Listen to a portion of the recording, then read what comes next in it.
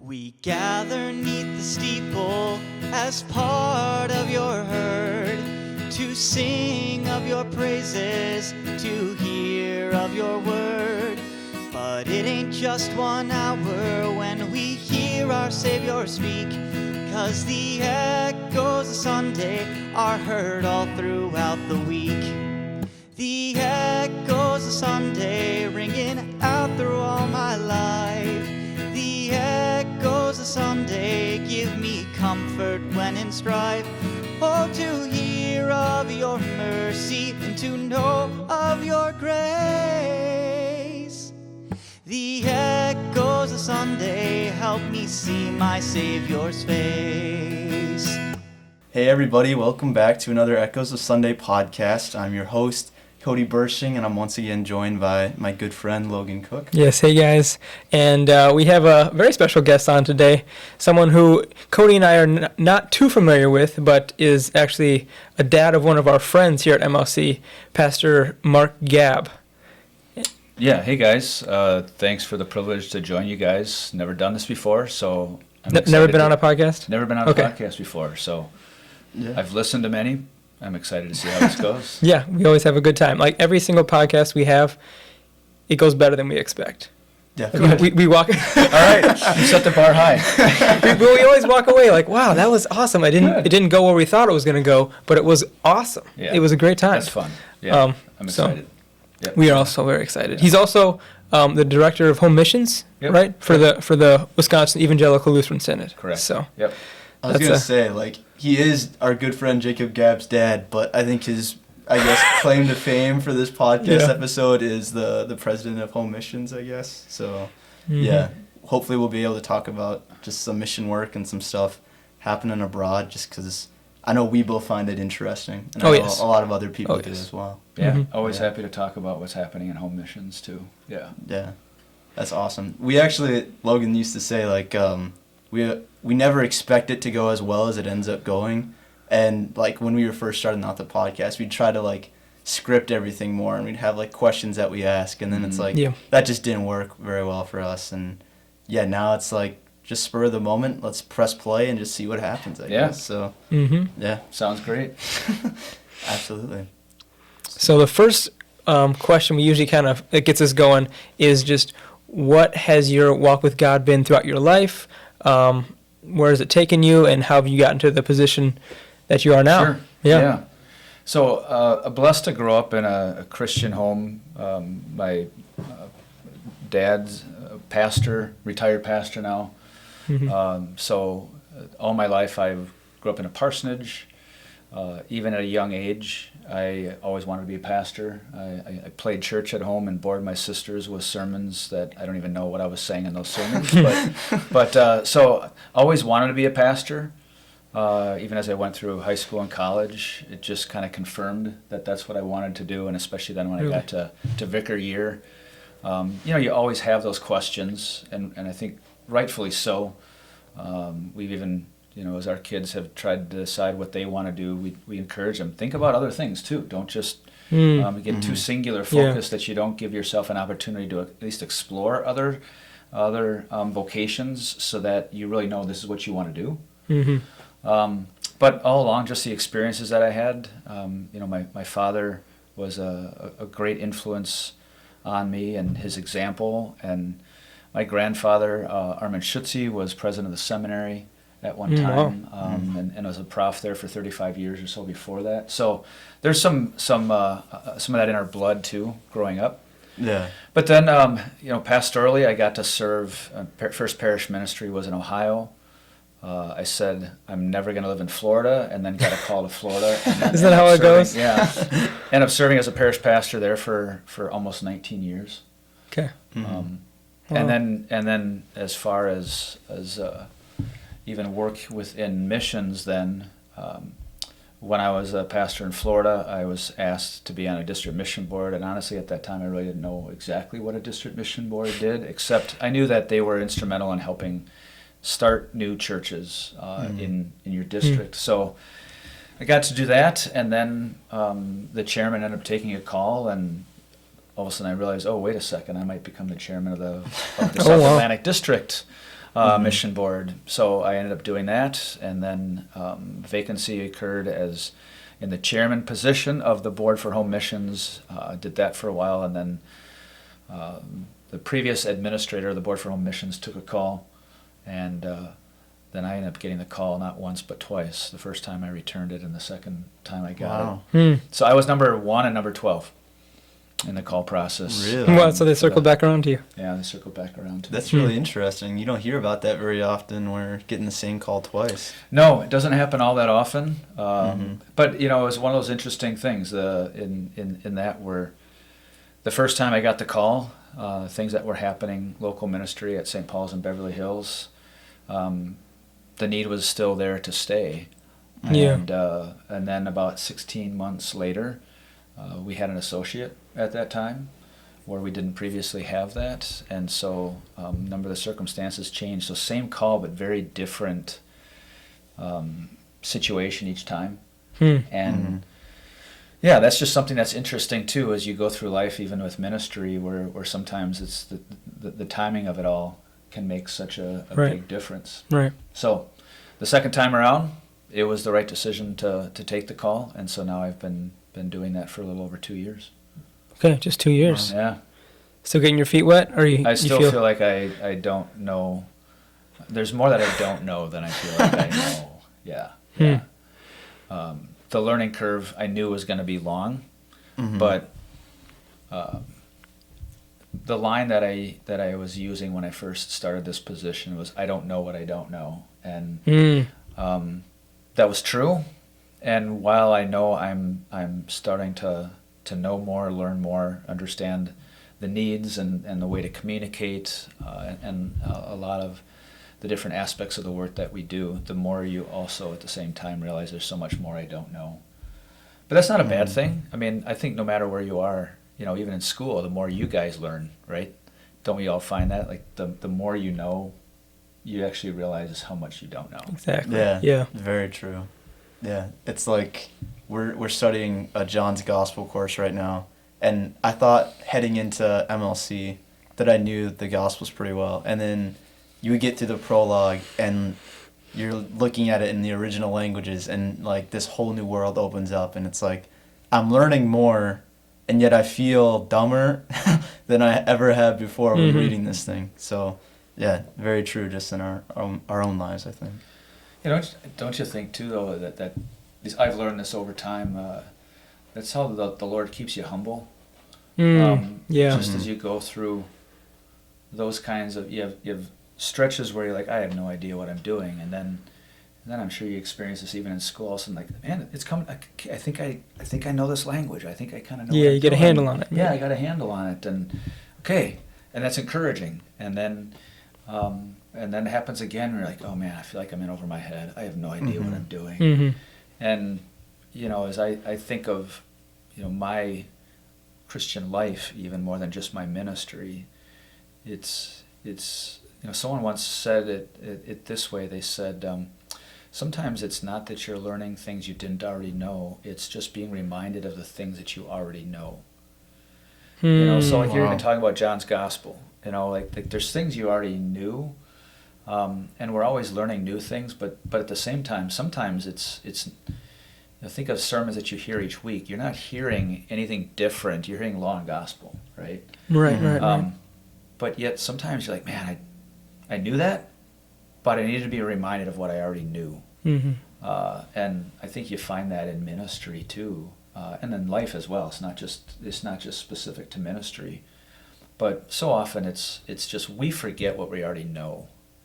You ever hear the term spiritual amnesiac?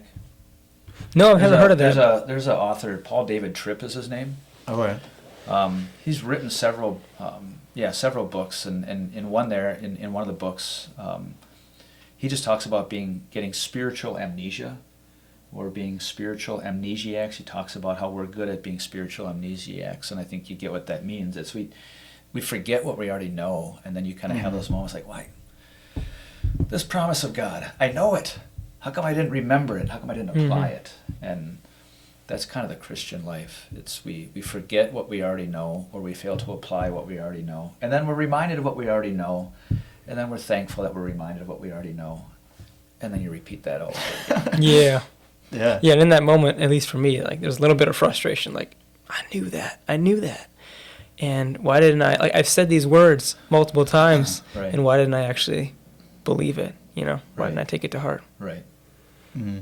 I think it's cool on the flip side too, like when maybe you forget something or like you fall into like the same sin that you've fallen into repeatedly, and you think that you should like be past that or be better than that, then like you start being able to fight against like the sinful flesh, and maybe you make that decision to maybe say no to that temptation, and then it's like that little moment of pride or Yeah. just I guess self-accomplishment, and just thank you God for giving me the strength to get me through this. Right. So Mm-hmm. that's how I see it. I mean, more often than not, Yeah. I feel like I fall into like the same pattern where I'm making mistakes that I feel like I shouldn't make, but those little moments of victory when you're able to get through it, and you're like, thank you God for giving me the strength. Yep. Yeah. Yep. His grace. And then there's the next thing that's right there.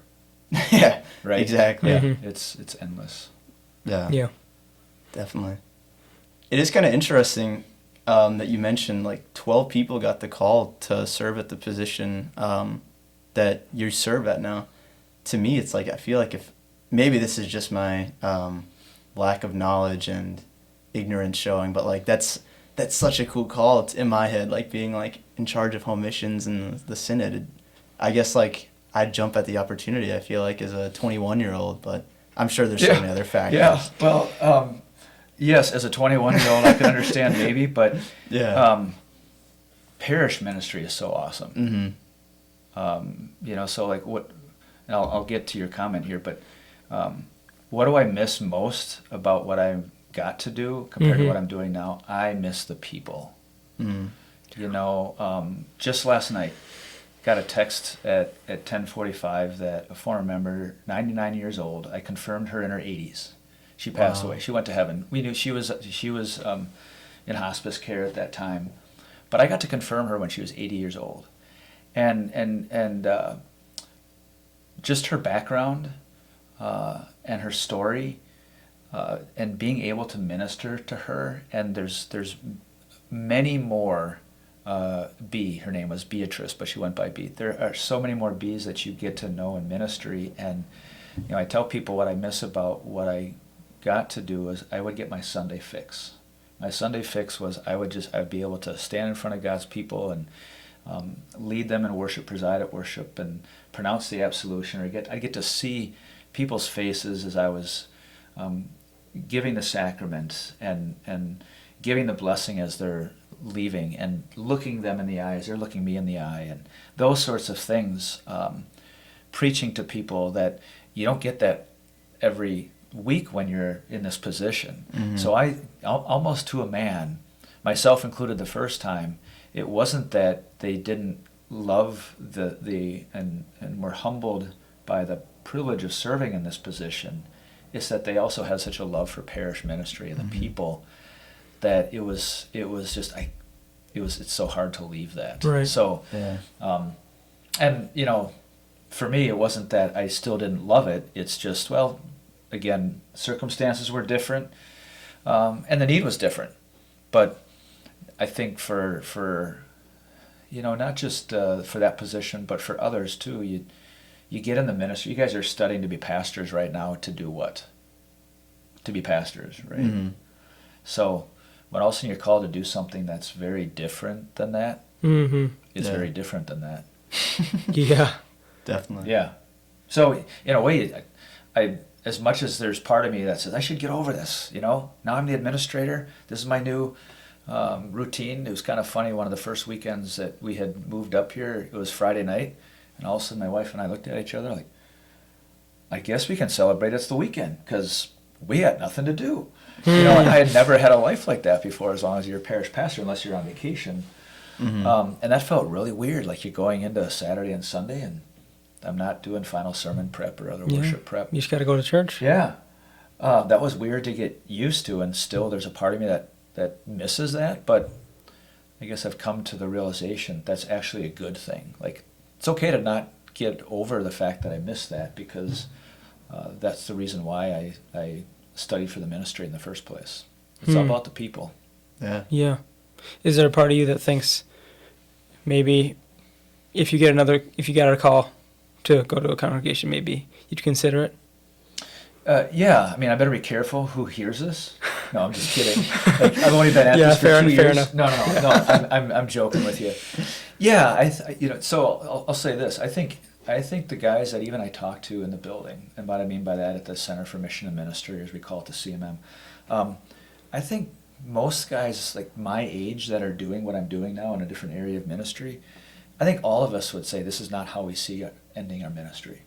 Yeah. Wow. Now, I think there's some guys that said that when they took positions like this, and some maybe ended their ministry that way. But I think when you get into parish ministry or going to ministry for the reasons that you do, if that's your first love, I think a lot of pastors would say, I'd like to end my ministry back in the parish, whatever that might look like.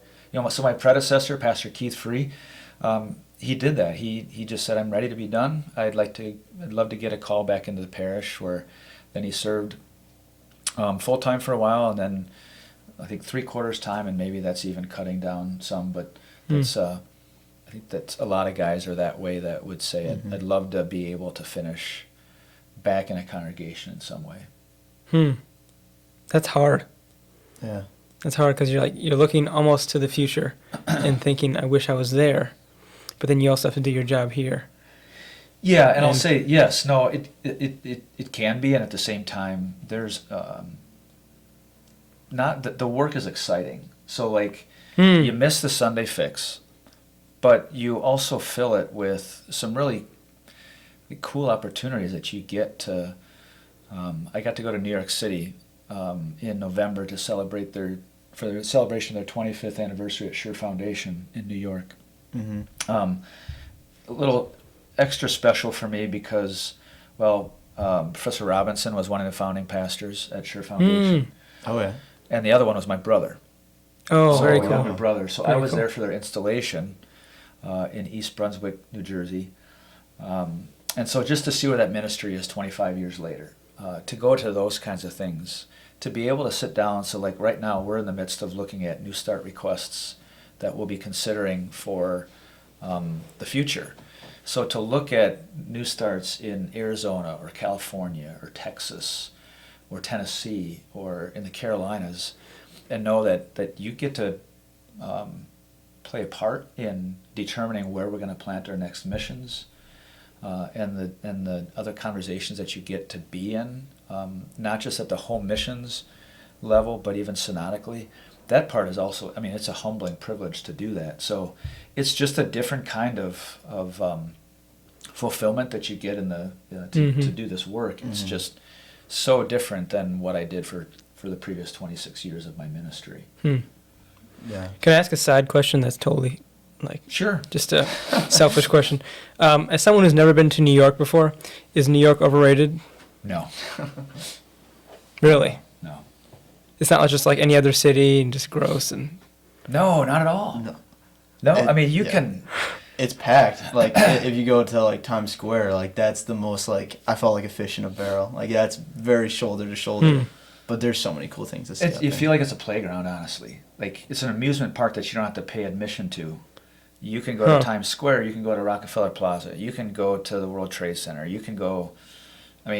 You go on a subway. So you go down to a subway where you say you left Times Square, and next thing you know, you're popping up, and there's the World Trade Center. It's so. Okay. And then even you go to. We went to the pastor's house.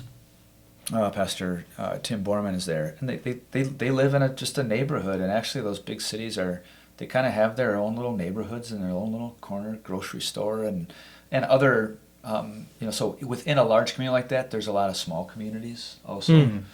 So yeah, some might disagree with me on that, but no, I'd go back there. Okay. Yeah. The food's incredible in New York too. Yeah. We went there for a mission trip this past summer. Some of my friends and I, and we spent one day in New York, and it's like you have to almost spend like 2 or 3 days there at least. Like there's just so many things to see. But I feel like it's definitely worth going to and seeing at least once. Okay. Yeah, it's not scary either. It's safe. Like it's least the places Good to where know. we're safe. Good to know. Yeah. Thank you. Thank you for humoring me. Yeah. I'm curious. What you said your job is exciting. What exactly is your job? Like, what do you do on a day-to-day basis? I was going to ask the same question. Yeah. I don't always know, honestly. Okay. And a day could be where, okay, so like my Monday, I'd been out of town quite a bit last week. So my Monday was a phone call on the way into the office, conversation before a meeting, a conversation after the meeting, another scheduled meeting, another conversation after the meeting, another phone call, time for lunch, another meeting, a conversation before another meeting, and then a conversation after that meeting, and then it was getting close to 5:30. Now that's like one end of the spectrum. That's not every day. There's other days where it's much slower paced, and you have a chance to maybe there's more long range things that you want to get done. Mm-hmm. So you're keeping in mind what those long range things are. So I think if you break it down, there's meetings scheduled, there's impromptu meetings, Mm-hmm. there's emails. Yeah. So you need to be responding in a timely fashion on those. And then there are some of just the long range things that you need to keep in front of you so that when certain deadlines come up, you're ready for those meetings. Because Mm-hmm. sometimes a lot of work goes into the meetings where you might be meeting just for a day and a half, but you put a lot of hours just prepping for those meetings. So you're wanting to make sure that you're allowing enough time to do the proper preparation for that. And so for me, I just try to just get it on my schedule sooner than later, knowing a meeting is coming up, but also knowing other things are going to pop up in there, so that on a given day, if I say this is what I want to get done today, sometimes I get a fourth of those things done. Oh, But some of those things aren't like they needed to be done today. right. A lot of those things are, if they can't be done today, they can be done tomorrow. Okay. And other things are, I mean, if they need to get done, then I close my door. If my phone rings, I'm not answering that, so I can control Mm-hmm. Okay. that part of it. So it's a day can be meeting to meeting to meeting. A day can be responding to a lot of emails.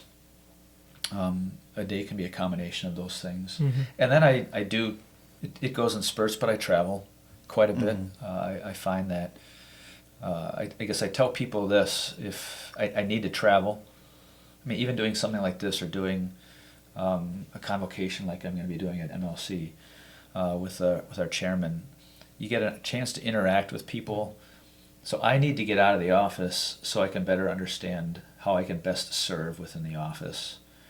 And then it works vice versa. I'm doing what I'm doing in the office so that I can do a better job of what I need to do outside of the office. So they both kind of help feed off each other. And I know if I go a stretch where I'm not traveling as much, I can tell, like, I feel like I'm getting out of touch with, just Really? that's. I mean, you just kind of get in that way. I get my people fix, because in some of the visits I.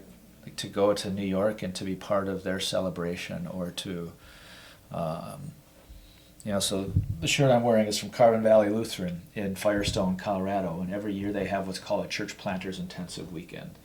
It's in July. They do it other times of the year too, but it's for those who have been assigned or taken calls to be a church planter. And so I get to spend 3-4 days with seminary grads or guys that accepted calls into new mission starts. I get to meet their wives, and I just get to talk with them and interact with them and see them interacting with others, and I'm learning from them what they're doing, and I'm hearing what the challenges are in what we're trying to do, and I'm hearing what's might be working and what's not working. So that's kind of my, that's where I can almost do some of my own research development kind of work, where I'm just getting to hear from the missionaries of what they're doing or trying to do, so I can better understand the challenges and how we can better serve the missionaries in equipping them and encouraging them to. They got the hard work, planting churches and serving some of those missions. So we want to do whatever we can to encourage them and equip them to do what they're doing. For sure. I feel like being in those circumstances where like you're seeing ministry being done at like the 25th anniversary of like the church in New York City, for example, that's gotta almost like relight the fire in you, so to speak. Oh, yeah. Just so it's like, this is why we're doing what we're doing. This is why I'm serving at this position, because like that's the end goal result, to see all of God's children gathered around to praise His name. So, Totally. Yeah, and at that service, there were 3 adult confirmations.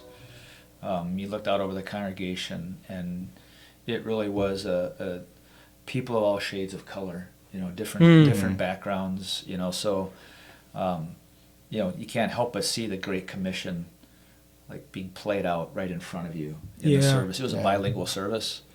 So the pastor who preached for that service preached in Spanish, English. I don't know if you've ever been to a service like that. No, I haven't, but that'd be cool. Fascinating. And that's with Pastor Borman? Pastor Borman's there. And then, and then the vicar there, that's one of the vicars that needs to know Spanish to be able to. Okay, got you. Yeah, so start working on your Spanish. Have to start with elementary Spanish. Yeah. I'm gonna get through my other 4 languages first, and then maybe I can get Spanish on the rebound. Right. What I'm wondering is, I know mission work, and like I've heard that how we are viewing mission work now, like as a synod, I think it's changed over time. Like I think it looks different now than it did probably 30, 40 years ago, I think is fair to say.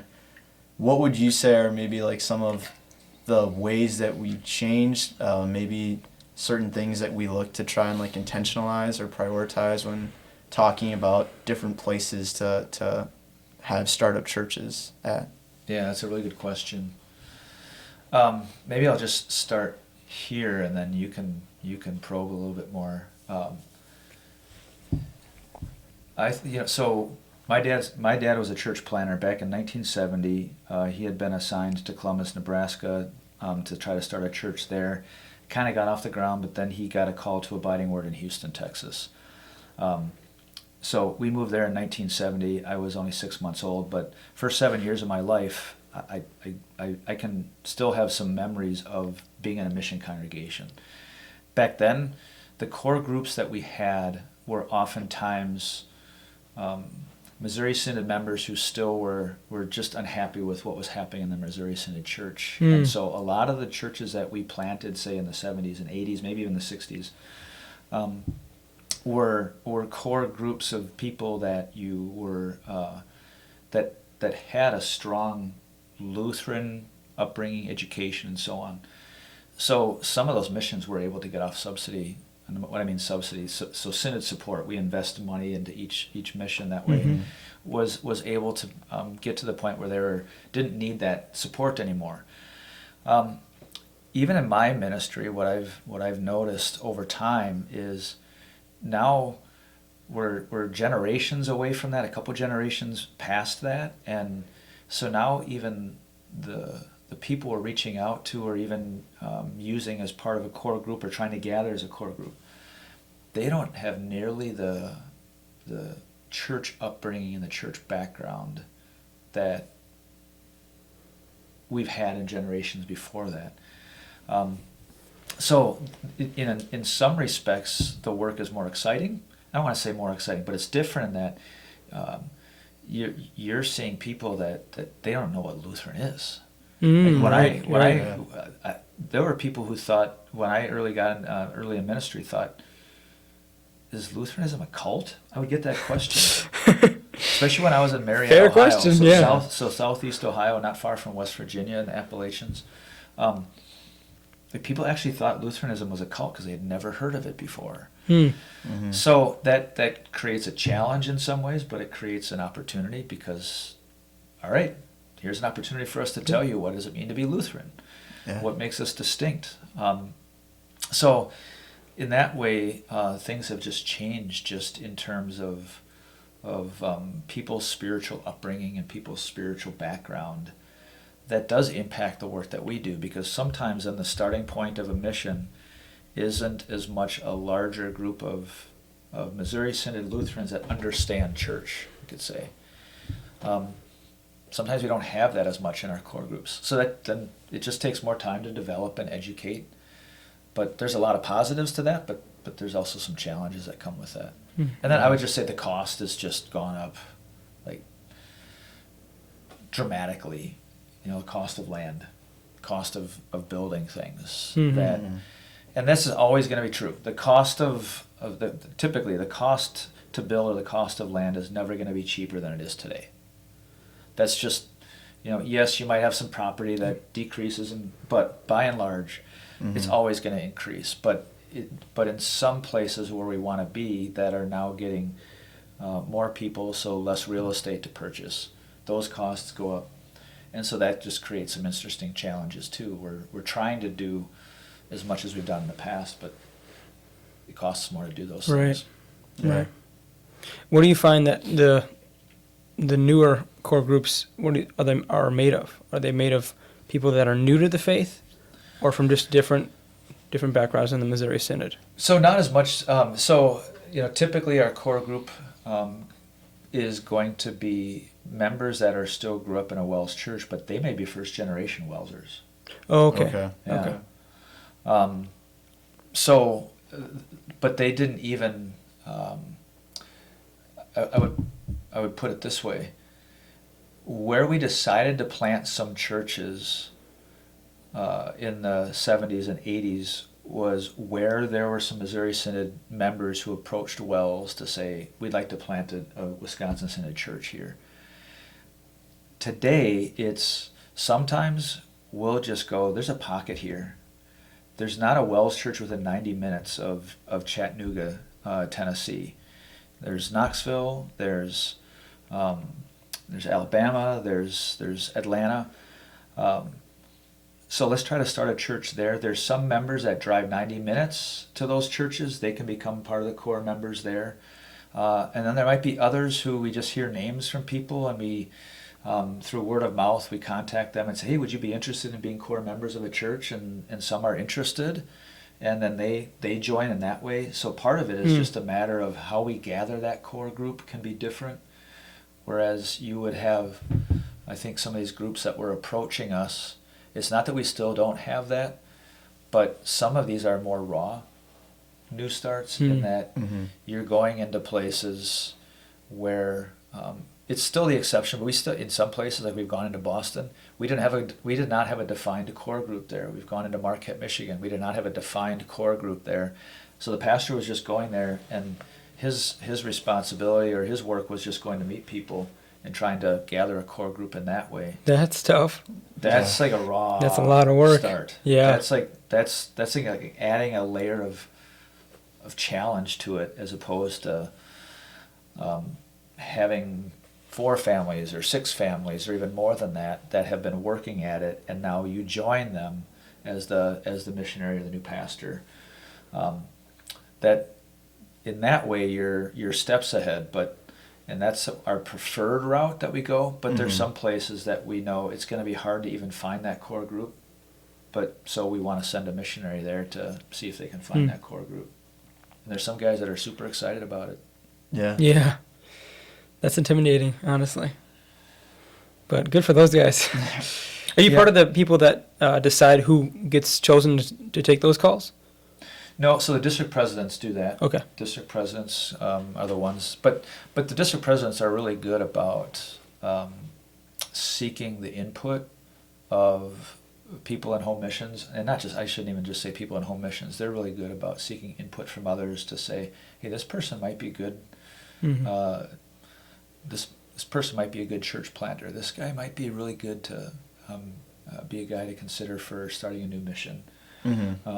And so in that way, they're always looking for like insights or names that might be suggested. So in that way, there's collaboration in that way with what we do and what the district presidents do to try to find guys for our new mission starts and our other vacancies as well. Okay. Yeah. So if you're like sitting in a conference room talking about where you're looking to start a church potentially, what are maybe like some of the biggest things that you're looking for? I know you talked about location already, but Yep. I imagine there's got to be some other factors too, right? Yeah, that's a really good question. So there's probably half a dozen boxes, and you don't always check these boxes, but these are.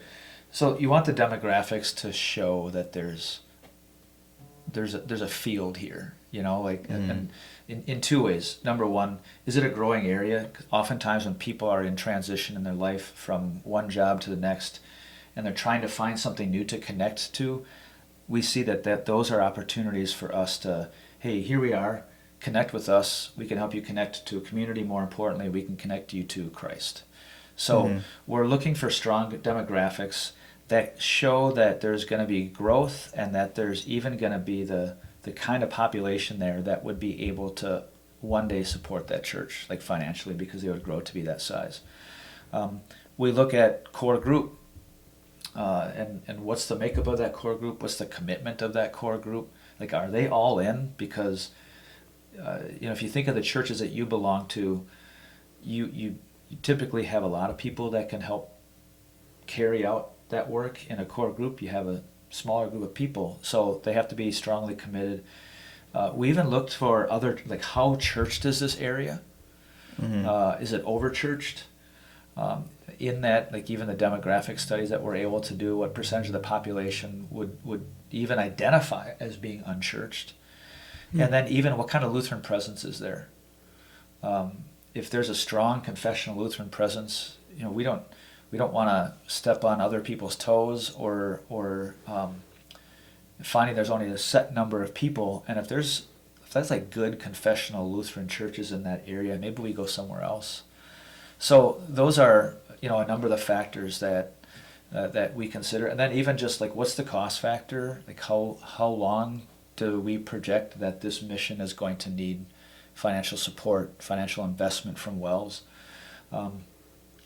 So cost can factor also, because the more one mission costs over here, the more dollars. I say it this way: the more we say yes to these, the less we can say yes to those. A yes to this is going to be a no to that. So as we try to manage our resources, we get any number of requests. Very rarely do we say yes to all those requests, because as much as everyone would love us to say yes to their requests, a yes to this request over here ultimately is a no to this request over here. So we also have to take costs into consideration. But it's a combination of those things. Yeah. I was wondering that. Do you ever have to, when you have that, say that no, do you have to deal with angry core groups or people that express frustration? Here's what we find. The ones that maybe... So first of all, part of me is like, I'm glad you're angry. Like, I'm glad you're upset, because you got some fight in you. Yeah. So, like, I tell, like, good. I'm glad you don't like this decision, because in some respects, I don't like it either. Like, if it's, especially if it's a decision we're making because of costs. Other times there's, a no decision is no because. And the because can be, we think there's just a little more work you can do to strengthen this request before we start providing synod dollars to support it. And so here's these things that you can do to strengthen it. And so in those cases, what we do find is a request that we have said no to one year comes back stronger the next year. And so in that sense, it can really be a positive. And it's not that we're saying no to it just so that we can wait another year so that it becomes stronger, because sometimes you just see a request, and this is true, they just go, at this point, I'm not sure what more they can do to become stronger without having a full-time missionary that's there.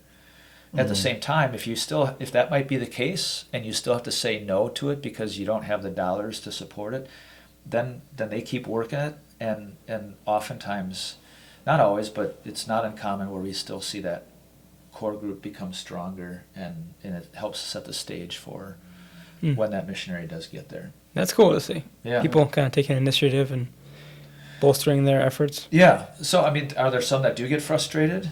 Yes. And there too, I get it, especially if they've tried several times. Yeah. But what's interesting is the core groups also they can change over time too. So we realize the need to keep encouraging those core groups along as they're trying to get subsidy or they get approved and they're trying to call the pastor and that's taking a long time. So sometimes core groups think that the finish line is when they get approved for funding from the Board for Home Missions. That it's not even the starting line yet. The starting line is really when you get your guy. Because was it hard to get approved? Yes, but it could be 18 months before you get your pastor. Right. That's hard. Yeah. And so now 18 months, we got approved. Yeah. Oh, wait. We still got a call, and we still didn't get a pastor, So I tell people, like, planting new missions is not for the faint of heart. Others will say, who have done it themselves. I never planted a church myself, but those who have said, it's maybe one of the hardest things that you do, but it's also one of the most rewarding things you can do. And it doesn't, I think sometimes we overcomplicate it. So much of it is just taking an interest in people. Like taking a genuine interest in people. That's how you meet people.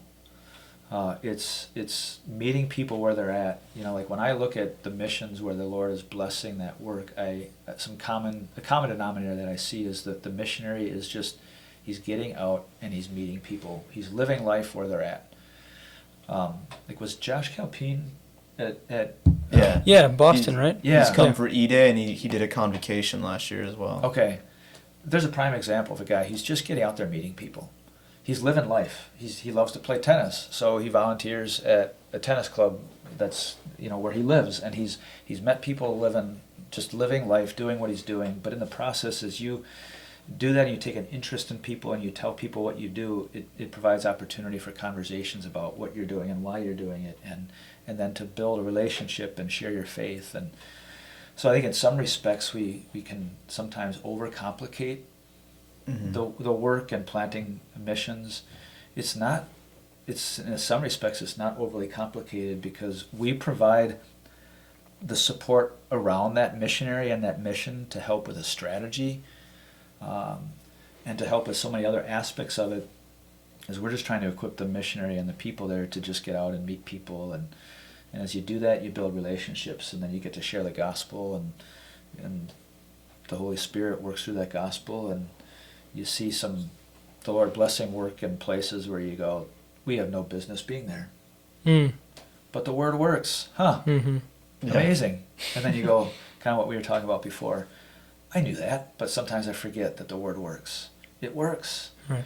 So I think something that I've always heard in talking with mission pastors too, and my dad his first call was basically a startup mission call or a restart, I guess. And just growing up, you'd always see like people would come up with like big elaborate harvest strategies to try and bring people into the church, and they'd be filled with like great hopes that this is going to be what brings people in, and then like they get to like the day of the big event and they get like 2 people that show up, neither one of them come to church, but then like the one random conversation that you have with the guy at Safeway getting groceries for the week ends up being the guy that comes to church and then brings his family, and then that family brings another family, and it's like there is just a degree of just not really knowing what's gonna happen, and you're just trying to get lines in the water, and sometimes the simple things end up being the things that cause the greatest change, I guess. I was talking to a guy recently who said, I can't remember exactly how he put it, but the Lord just blesses faithful work. And I don't want to be oversimplified in saying that. Like sometimes the blessings of faithful work in some places may be you don't see the positive results. Maybe you don't see growth. But I think where there's faithful work, where there's like strategy that's put into it, there's purpose, there's focus that's put into it, there's intentionality, all those sorts of things where you're giving the Lord an opportunity to bless what we call the activity, that work. The Lord has a way of blessing those things, and sometimes, or oftentimes, it's not one single strategy. It's a variety of them, and to your point, sometimes it's maybe you heard this analogy, you're throwing all these lines in the water on this side of the boat, and the fish are jumping in on the other side of the boat. Like, why does it work that way? Because the Lord's still going to gather his elect. He's going to gather his elect through the ministries that we do, and he's going to gather it through other Christians. He just calls us to be faithful, to carry out that great commission, to love people, to love the gospel, and to do what we can to share that gospel with other people. And I think when that's our focus, and we're not afraid to get outside our comfort zone, and so you guys are living in the Wells bubble right now, right? I mean, that's I went through the system. We all go through that system, and there's many blessings to that. But also, I think that's where like Vicar Year is great, and even whatever experiences you can get where you're getting outside of what you're used to, and the friends that you're used to that are, well, your MLC students, and you share the same faith, and you're all going to school to become called workers. All that's a blessing, but like we use the phrase, the missionaries will use this phrase, get comfortable being uncomfortable. Mm-hmm. And I think it's reminding ourselves of that when it comes to meeting people. Like, it's good for us to meet people who don't look like we do, and I'm not just talking about color of skin, but like from a Wells background. It's good to get to know people who are very different than we are, just to even understand them, because in the process you're understanding them, and you're building relationships with them, and you're building trust with them, and you're building the opportunity to be able to share the gospel with them. And that's something that we have to, I think, when you get comfortable in your bubble, we always have to remind ourselves we gotta push ourselves out of that, and that's what the Vicar Year's for, among other things before that. But that's one of the things that, especially vicars that get to go into a mission setting, that's one of the things we love about that, is there's the supervising pastor is just pushing them to say, okay, like some will say, just this morning you're going to go to the local coffee, Starbucks or whatever. I want you to come back in a couple hours and tell me names of 3 people that you met and something that you learned about each of them. How do I do that? Well, yeah. You got to figure it out. But sometimes that's the best place to be in, where you got to figure stuff out. Yeah. I think maybe going back a little bit for a sec on like the idea of faithfulness with doing your call. I have a professor at MLC, Professor Mark Paushin.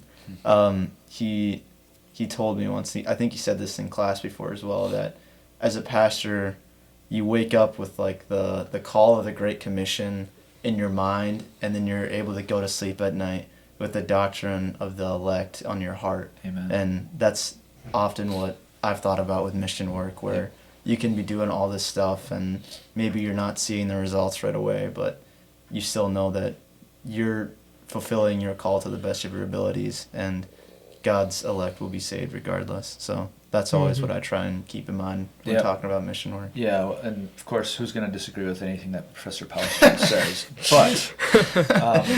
But amen to that. I mean, that is so true. We wake up with the urgency of the Great Commission, because this is what God has called us to do. Christ has called His church to do, and we His people, and it's a privilege to be a part of that. And yet, at the end of the day, Jesus had 24 hours a day and 7 days in a week and 168 hours in a week. So He had a finite amount of time to carry out His work, just as we do, but He's still going to get His elect home. And so we can rest our head on our pillow in that way and go, all right, the Lord's going to do His work. I'm just privileged to be a part of it, and that's a great honor. Yeah, definitely. Was there a learning curve or a sudden realization when you did go through the Wells bubble, all the way through seminary, and then maybe it was your Vicar Year or your first call, and did you have to find out how to get uncomfortable a little bit? Yeah, yes, definitely. And this is so a recollection just came to mind where I realized, I'm really in ministry, when I went over to visit the chairman of the congregation and his wife, who were very active, and they told me that they were leaving the congregation. And there'd been a long vacancy, but in that sense, all of a sudden it's like, okay, this is not, I'm not on my honeymoon anymore.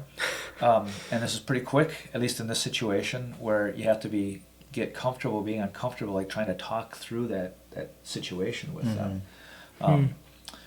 But yeah, I would say, so whether I was in Ohio or in Florida, when you're standing in car line as parents are dropping their kids off at school, or you're having a activity at church where you've invited a host of different guests and all, you have to get comfortable being uncomfortable by what can I do to start a conversation with this person?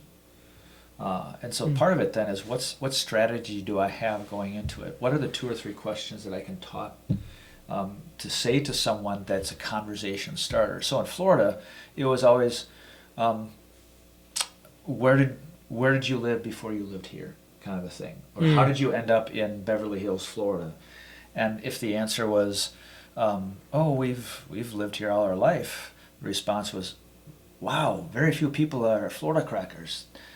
You know, so then you can talk about why they live, you know, what they did locally. And if it's, oh, we moved here from, then you get to start talking to them about where they previously moved and why they moved there. So part of it is even just, how do I first just strike up a conversation with someone to say hello, introducing yourself, and then having the right question to ask them that just starts that conversation. And being comfortable being uncomfortable is doing that several times to the point where you kind of start getting comfortable doing that too.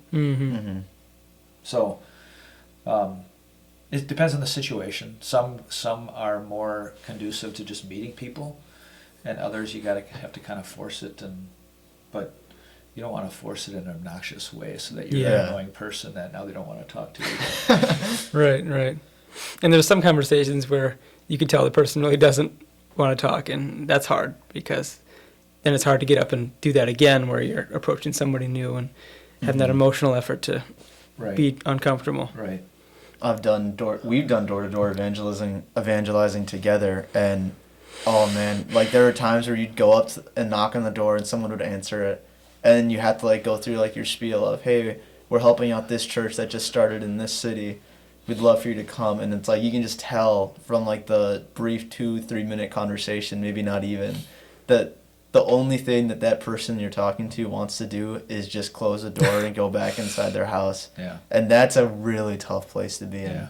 And it is discouraging. Like I remember I'd done door-to-door evangelizing in Washington with my dad growing up, and it's hard. Like it's definitely, it's something that's intimidating, but it's also, I mean, you have to do it. You just have to. So at Mission and Ministry, I can't remember what breakout group you guys were in, but you know, the one that had the 3 missionaries that I was facilitating. There was one of the sessions someone asked this question about, it's got to be intimidating, and you know, how do you deal with rejection? I think that was kind of that question. And I can't remember which guy gave the answer, and I'm paraphrasing essentially how he answered the question, but basically you kind of expect it and don't take it personally. Expect it in a way like, well, of course, sometimes they are going to reject it. Okay, I'm not going to take it personally, and that I'm not going to let it get me down for the next conversation. So in that way, some of it just takes some resiliency, and like, don't take it personally. They're not like personally, oftentimes it's nothing personal against you. Sure. It's whatever, maybe it's their personality, maybe it's the mood they're in, maybe it's something else, but go on to the next one. And at some point you're going to be rejected again, and it's going to be kind of awkward and uncomfortable, but just kind of getting past worrying about what they're thinking of you as you're having this conversation, and more you're just taking an interest in them, saying, I genuinely want to get to know this person. And why do I genuinely want to get to know this person? It's because I want to know that they know Jesus. And if I can even rejoice that they're a Christian, great. And if this is a conversation that would maybe help them meet someone who encourages them in their faith or brings them to faith, great. But you know, part of it is just looking at that bigger picture too, that it's Jesus dealt with rejection, the disciples dealt with rejection, we're going to deal with rejection. That's part of the work. So like, don't be surprised by it. Expect it, Yeah. and then rejoice when that doesn't happen. Yeah. Yeah, and like don't, like you said, kind of expect it, but don't like think to yourself, well, I'm probably going to get rejected. But Right. expect it in a way that if it does happen, and it's likely that it could happen, I didn't fail. Like Right. it's not that I failed. Right. And that's, I think, really important to remember, because that would be really easy for me to do, is put it Yeah. on myself. Yeah. Mm-hmm. And I do, so now this is maybe getting deeper in the weeds on some of this, but I think part of it can be,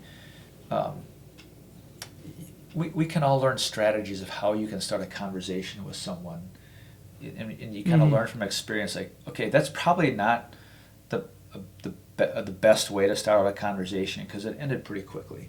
Maybe I can take this angle, So I think in the process, as you just do this, you sometimes find out how you might, in some cases, start a conversation or early on continue a conversation where you can navigate that. That in some respects, you when you get to work with different people, it's kind of like in the business world where they teach you, if they're going to say this, be ready with this kind of response. If they're going to say this, be ready with this kind of response. I think that's where even being strategic and thoughtful in that way as to how we can just converse with people sometimes too, that helps keep that conversation going. And that it's still not, at times it's not going to work, but I think you'll learn through the process of what does keep a conversation going and what might, and things aren't always going to go the way you want them to go, but sometimes then they end up in a conversation that you're like, wow, that was awesome. Right. Yeah. Right. You never know what's going to happen. Yeah, you never know what's going to happen. Yeah. I know we were told by, I think it was is it Josh Copine, the missionary in Boston, that he's found taking his daughter with him on like door-to-door evangelizing, that usually works Yes. best. Like people may not want to hear what he has to say, but they love looking at like the cute baby. So You guys dog lovers? I yeah, have a dog. I yeah. love dogs. Yeah. So we used to have a dog. We don't have a dog here, but even when we go, my wife and I, we go for walks, and we found this when we had our dog, it just opens the door to conversations. So like even those are some strategic things that if kids are door openers to conversations, dogs can be door openers to conversations. And those are some of like the strategic things that like, yeah, you know what, I'm going to do this because I know I love dogs, and it also is going to help me meet people. I think that's also part of it. It's just how can you strategically put yourself in positions where, so Caleb King, pastor down in north of Plano, Texas, Salina, Texas, he said, if I ever plant a new mission, I'm just going to go to the local craft brewery because I love craft beer, and I'm going to meet people. What a strategy. Now he's got a Bibles and Brews Bible study at one of the local craft breweries. That's awesome. Yeah, so That's I think, cool. and this is maybe where I was talking about before, where sometimes we can overcomplicate it. It's okay to do stuff that you love doing, and as you're just doing life in ministry. And so this is not just with missions. I think just in ministry, it's okay to do what you love to do in your off time, and to even think strategically as how can I also use this as a way to just meet new people. Because when you meet new people, you never even know how this may not be the person that this person that you meet may not be the person that you get through your church door, but this person may end up introducing you to this person, who ends up introducing you to this person, who tells another person about some event that you're having at your church, and now they end up there. That there's all this, it's like this web of networks that missionaries talk about, how they can see how people got to their churches because they knew this person who ended up talking to this person way over here, but there were several degrees of separation that as we just network and get to know people, that allows us to do the work that we do in meeting more people and inviting them in different ways. So Yeah. Because people might not want to talk to Pastor King or Pastor Gabb. They might not want to talk to him, but they might want to talk to just the guy they met at the craft brewery, or the guy that they met walking their dog. They want to talk to that guy because he's a real human being. And sometimes when they can meet you first as a normal human being, Yeah. that, oh, and you're a pastor too? Mm-hmm. So You can be both. Yeah, and you can have that conversation with them as a normal person where not always the case, but sometimes maybe they have some preconceived notions if they immediately hear that you're a pastor. Mhm. Yeah. Flip side can have, like sometimes when I tell people I'm a pastor, you'd be surprised at how quickly people will share things, whether it's on a plane or somewhere else, like, whoa, okay, that's fine, but so sometimes it's a door opener or an opportunity, but in other ways it is. It's just that they can see that you're a normal person and that you just have something that you want to share with them that we know is for everybody. Yeah. Yeah. Yeah, that's sweet. I've often thought that, I mean, we're never going to be able to understand it on this side of heaven, but one day in heaven, when like the veil is kind of pulled back a little bit and you see just the big picture of everything, like how many people are going to be in heaven because of just any type of experience with us that we have zero idea about, you know, even if it's just something like playing sports, wearing like a Bible passage necklace or a wristband that says like, Jesus loves you, something like that. I mean, just simple stuff like that you don't know has an effect on people. Yeah. And it's just like you said, that spider web. I feel like it just expands so much more, even just past the doors of a mission congregation. Yeah. It's all encompassing, really. Yeah, Mm-hmm. yeah, definitely. I think if there was a map for everyone's journey from, them coming to faith to the Lord calling them home to heaven, and the different ways God used different people in their lives. Some might have a clearer,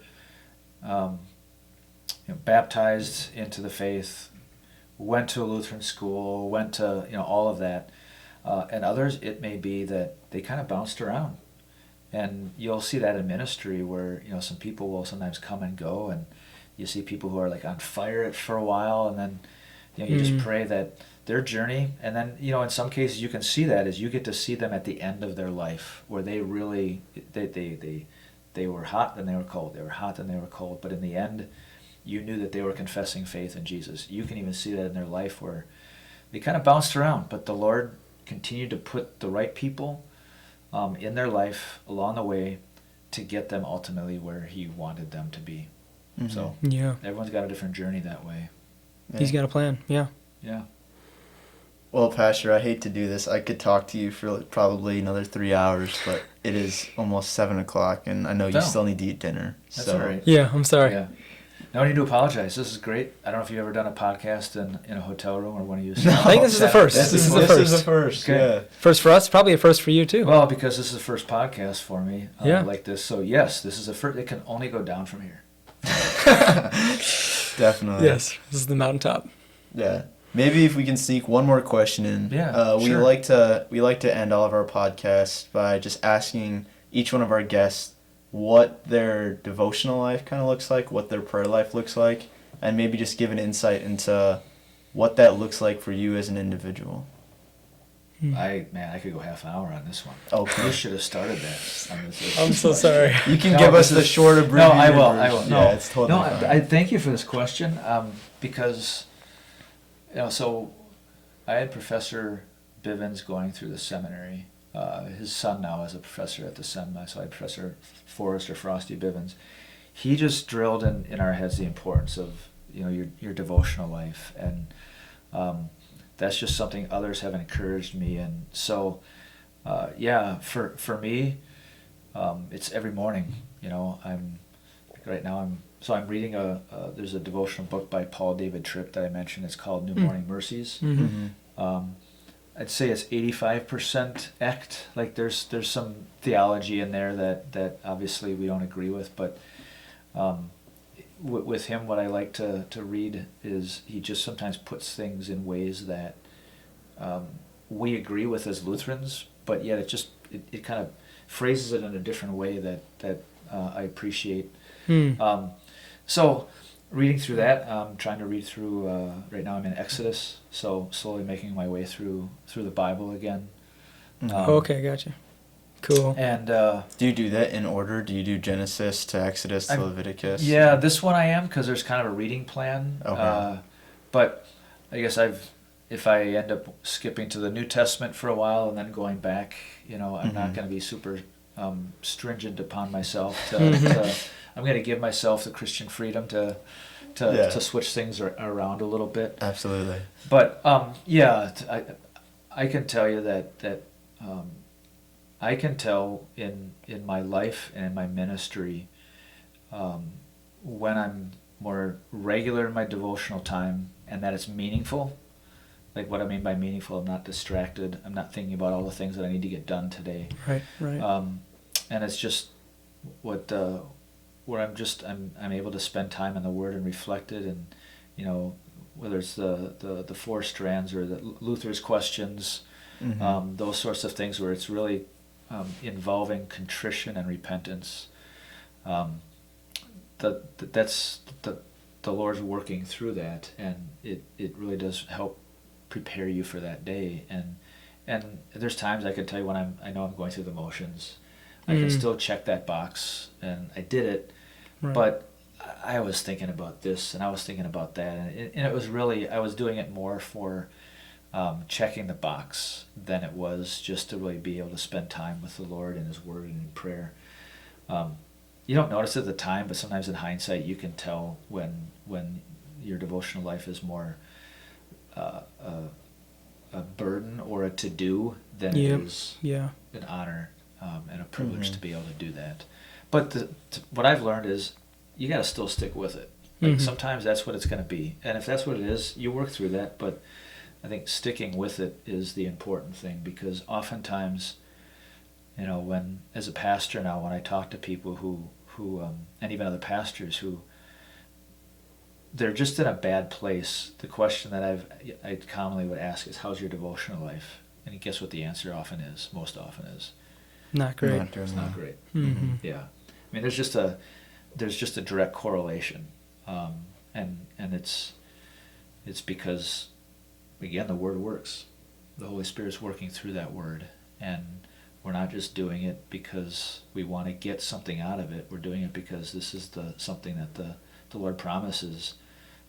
He blesses us through that, and it's a way that we're also worshiping Him in our lives as well. So I'm just thankful that there are those before me that have such strongly encouraged me and other pastors to stick with that, because the challenges that you deal with in ministry, if you don't have that structure and you don't have even, I don't know if you guys have go-to passages, and mine change, so I think for me in more recent years in the work that I'm doing, it's like the end of Ephesians where it talks about how God placed all things under His feet, under Christ's feet, for the benefit of the church, or for the church, realizing that Jesus is still Lord of the church.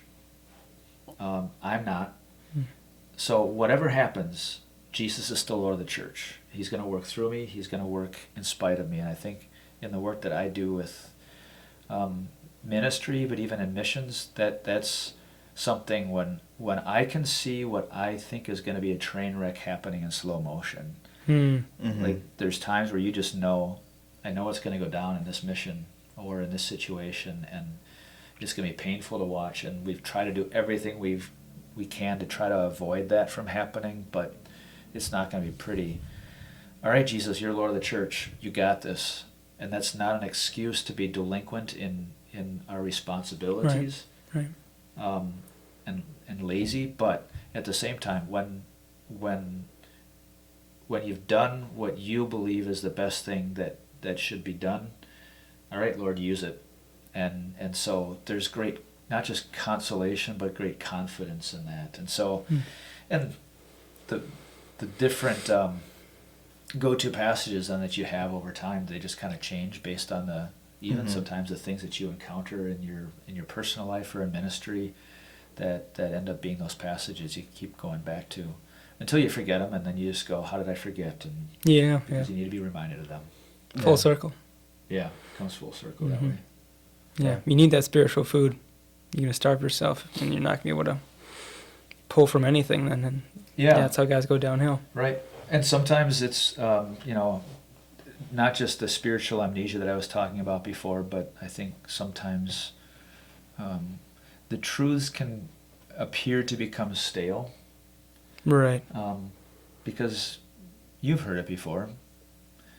We've all heard it before. And, so the lie in that is that truth didn't become stale. How could it? It's God's truth.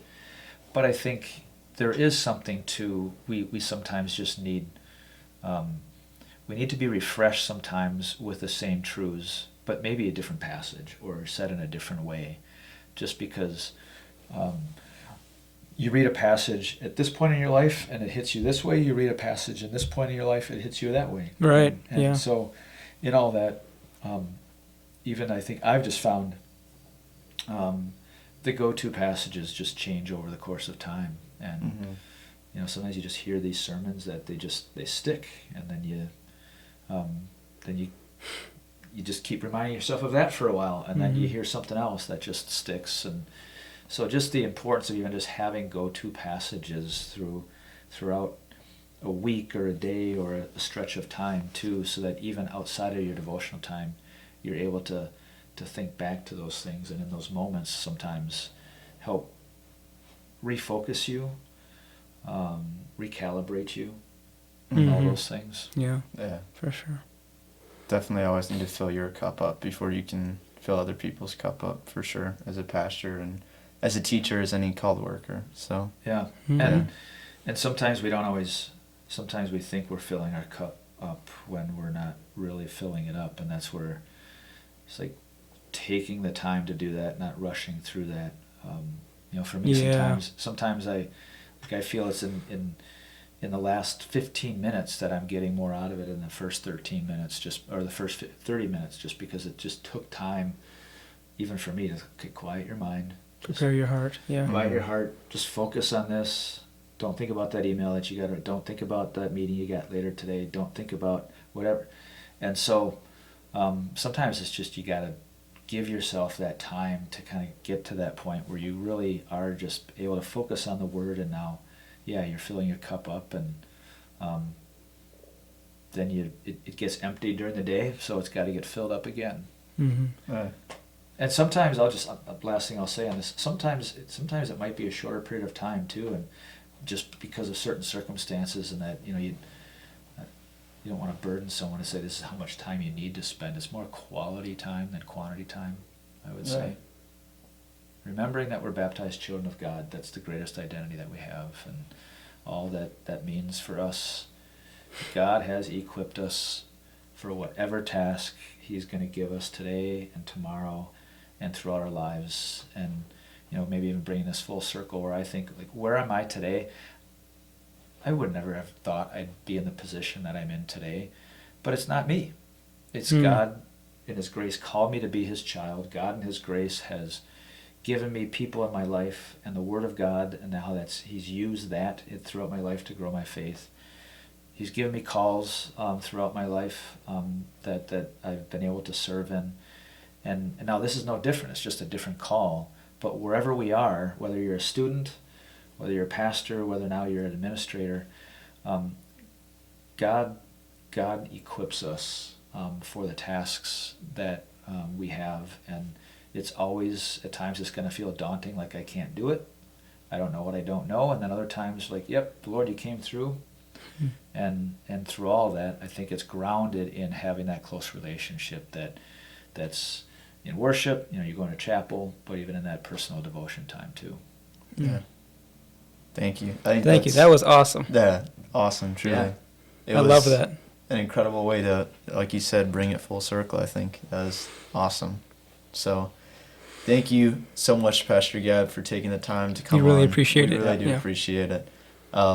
He drove 6 hours today and basically spent, 15 minutes here before we came over and recorded a podcast? Like 13. Yeah. But no worries. No, this is very cool. I'm super glad that I was able to do this, and now you guys got to tell me where I should go eat. Okay. Will do. Yeah. Will do. Thank you, guys. It was an awesome conversation, as always. Thank you, listeners. I don't even know if you can see me down here. I think you can. Behind the table here. But yeah, thank you guys so much for listening. We pray it was as much of a benefit to you all as it was to us three. With that being said, blessings on your week, and we'll see you guys in the next episode. Thanks.